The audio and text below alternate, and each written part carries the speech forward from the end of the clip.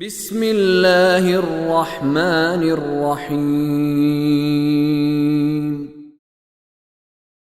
إنا أوحينا إليك كما أوحينا إلى نوح والنبيين من بعده وأوحينا إلى إبراهيم وإسماعيل وإسحاق ويعقوب والأسباط وعيسى وأيوب ويونس وهارون وسليمان وآتينا داود زبورا ورسلا قد قصصناهم عليك من قبل ورسلا لم نقصصهم عليك وكلم الله موسى تكليما۔ سورۃ النساء کی آیت نمبر 163 سے ترجمے کا آغاز کرتے ہیں۔ رحمان و رحیم اللہ کے نام سے۔ انا اوحینا الیک کما اوحینا الی نوح والنبیین من بعدہ، یقیناً ہم نے آپ کی طرف اسی طرح وحی کی ہے جس طرح نوح کی طرف اور ان کے بعد آنے والے انبیاء کی طرف وحی کی تھی۔ اس بات کا پس منظر کیا ہے؟ وہی جو یہودی اور اہل کتاب انکار کر رہے تھے رسول اللہ کی نبوت کا، اور آپ کو یاد ہوگا کل ایک مطالبہ بتایا تھا اہل کتاب کا، اور وہ مطالبہ یہ تھا کہ ہم تب ایمان لائیں گے کہ ہمارے اوپر بھی ایک کتاب نازل کرواؤ آسمان سے۔ تو اللہ نے فرمایا تھا اس سے پہلے موسیٰ سے اس سے بڑا مطالبہ کر چکے ہیں اور کہہ چکے ہیں کہ ہمیں اللہ کو ہماری آنکھوں کے سامنے دکھا دو، ہم تب ایمان لائیں گے۔ تو آپ سے تو یہ مطالبہ چھوٹا کر رہے ہیں۔ تو یہاں پہ اب گویا قرآن مجید ان مطالبوں کا کہ جو در حقیقت بہانے ہیں جواب دے رہا ہے کہ اے رسول آپ کی طرف بھی اسی طرح وحی آ رہی ہے جس طرح ان کو بھی پتہ ہے، جس طرح پہلے انبیاء کی طرف وحی آئی تھی۔ تو وہ کتابیں ان لوگوں، باقی جو لوگ تھے ان کی قوم، ان کی آنکھوں کے سامنے اترتی تھی۔ اگر ان کی کتابیں ان کے لوگوں کے سامنے اترا کرتی، فرشتے ان کے سامنے نازل ہوا کرتے، ان کو بھی نظر آیا کرتے، تو پھر ہم آپ کو بھی وہی اس طرح بھیجتے۔ لیکن یہ خود بھی جانتے ہیں کہ پہلے بھی جب آسمان سے وحی آتی ہے تو وہ نبی کے پاس آتی ہے، لوگوں کو، فرشتے عام لوگوں کو نظر نہیں آتی۔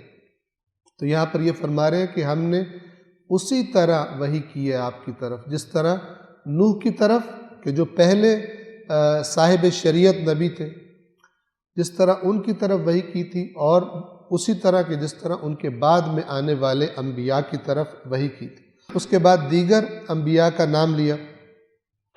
وَأَوْحَيْنَا إِلَىٰ إِبْرَاهِيمَ وَإِسْمَاعِيلَ وَإِسْحَاقَ وَيَعْقُوبَ وَالْأَسْبَاطِ وَعِيسَى وَأَيُّوبَ وَيُونُسَ وَهَارُونَ وَسُلَيْمَانَ، اور ہم نے وحی کی ابراہیم کی طرف اور اسماعیل اور اسحاق اور یعقوب اور اسباط۔ اسباط جمع ہے سبط کی۔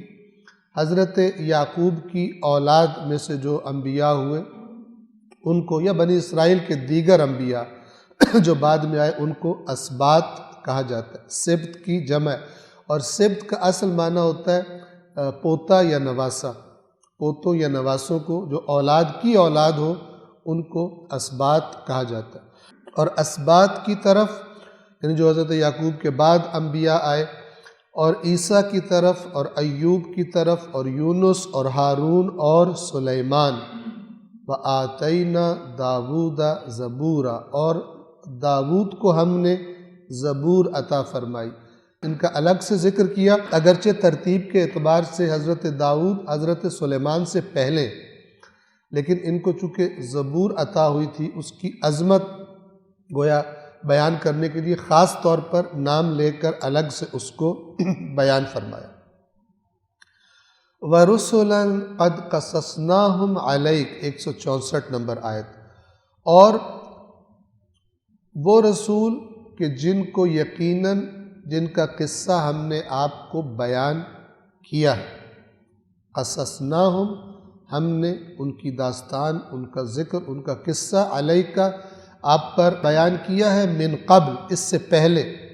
یعنی جن انبیاء کے ہم نام لے رہے ہیں ان کے علاوہ بھی ہم کچھ انبیاء کا آپ کو بتا چکے ہیں اس وحی سے پہلے، یعنی ان آیات سے پہلے وَرُسُلًا لَمْ نَقْصُصْهُمْ عَلَيْكَ، اور ایسے بھی رسول ہیں کہ جن کا قصہ ہم نے آپ کو بیان نہیں کیا، اس لیے کہ ہمیں جو روایات سے عدد پتہ چلتا ہے 1,24,000 پیغمبر ہیں کہ جو مختلف زمانوں میں مختلف بستیوں میں اللہ تبارک و تعالیٰ نے بھیجے تھے، اور قرآن مجید کی واضح تصریح کے مطابق مثلا فرمایا کہ وَإِن مِّن قَرْيَةٍ إِلَّا خَلَا فِيهَا نَذِيرٌ، اور کوئی بستی ایسی نہیں ہے مگر یہ کہ اس میں خبردار کرنے والا آیا ہے، رہا ہے۔ بس گویا کہ ایک جو خاص کوئی علاقہ لے لے، ہر بستی سے مراد یہ نہیں ہے کہ ہر محلے میں اور ہر چھوٹے چھوٹے گاؤں میں، بلکہ ایک ایسی جگہ کہ جو ایک ہی علاقہ کاؤنٹ ہوتا ہے، اگرچہ وہ چند بستیوں پر مشتمل ہو، تو جہاں جہاں دنیا میں انسانی آبادیاں رہی ہیں، قرآن کی تصریح کے مطابق اللہ کا نمائندہ وہاں پر آیا ہے۔ اس لیے کہ خداوند عالم قرآن میں فرماتا ہے کہ ہم جب تک رسول نہ بھیج دیں عذاب نہیں کرتے، جب تک پیغام بتا نہیں، جن کو پتہ ہی نہیں ہے ظاہر ہے ان سے پھر تقاضا اس طرح نہیں کیا جائے گا۔ اگرچہ یاد رکھیے اگر کوئی ایسا انسان ہو کہ جس کے پاس کوئی رسول اور یا کسی رسول کا پیغام نہیں پہنچا، فرض کرے تو قیامت کے دن اس کا حساب اگر پوچھا جائے کس طرح ہوگا، اس کا حساب کتاب بھی ہوگا، اس لیے کہ اللہ نے ہر انسان قرآن نے بیان فرمایا، اور ہم اپنے اندر جھانکیں تو ہم خود بھی اس کو پاتے ہیں اپنے وجود کے اندر۔ قرآن نے فرمایا کہ مثلا سورۃ الشمس میں فرمایا فَأَلْهَمَهَا فُجُورَهَا وَتَقْوَاهَا وَنَفْسٍ وَمَا سَوَّاهَا، نفس انسان کی قسم یعنی روح انسان کی قسم، اور جس نے اسے ٹھیک ٹھیک بنایا ہے، اور بنا کر کیا کیا، فَأَلْهَمَهَا، اس ہر نفس کو، ہر انسان کو الہام کر دیا ہے، فُجُورَهَا وَتَقْوَاهَا، اس کی برائیاں اور اچھائیاں، ہر انسان میں اچھائی اور برائی کی ایک سمجھ، سوجھ بوجھ، ایک سینس، ایک احساس موجود ہوتا ہے۔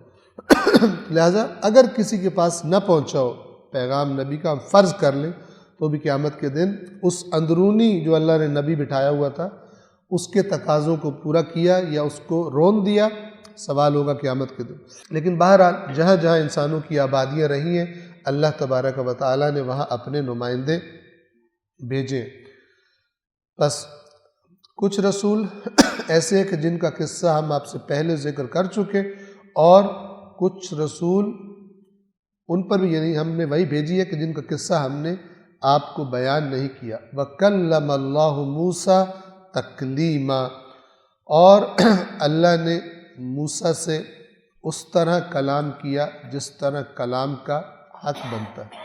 حضرت موسیٰ کلیم اللہ، قرآن نے بتایا ہوا کہ اللہ تبارک و تعالیٰ نے حضرت موسیٰ سے کلام کیا تھا۔ البتہ اس کلام کی کیفیت کیا ہوتی ہے، وہی جو خود قرآن نے بیان کیا کہ اللہ تبارک و تعالیٰ جب بندے سے کلام کرتا ہے تو تین صورتیں ہیں اس کی، سورہ شورا میں بیان فرمایا۔